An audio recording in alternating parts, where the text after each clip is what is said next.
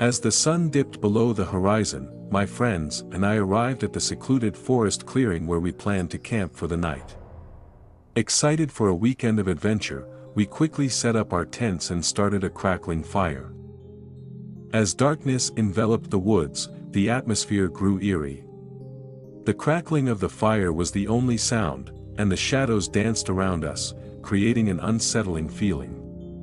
But we laughed it off, attributing our unease to the spooky stories we'd been telling each other. As the fire died down, we decided to turn in for the night. I crawled into my sleeping bag, but sleep eluded me. I felt like something was watching us from the darkness beyond the fire's glow. Suddenly, a rustling sound came from the bushes nearby.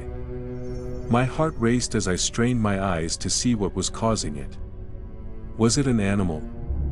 Or something else? Just as I was about to wake up my friends, I heard a low, guttural growl. It sent shivers down my spine. I knew then that whatever was out there was not friendly. I whispered to my friends, but they were fast asleep, oblivious to the danger lurking outside.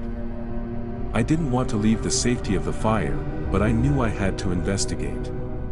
Grabbing a flashlight, I cautiously stepped out of the circle of light. The forest was eerily silent now, and the darkness seemed to swallow the beam of my flashlight. Then, I saw it. A pair of glowing eyes, staring at me from the bushes. My blood ran cold as I realized it wasn't an animal. It was something far more sinister. Before I could react, a figure emerged from the shadows. It was a tall, gaunt figure with pale skin and sunken eyes. Its mouth twisted into a grotesque grin, revealing sharp, yellowed teeth. I stumbled backward, my heart pounding in my chest. I knew I had to get back to the safety of the fire, but the figure was blocking my path. I was trapped. Just then, a blood-curdling scream pierced the night. It was one of my friends.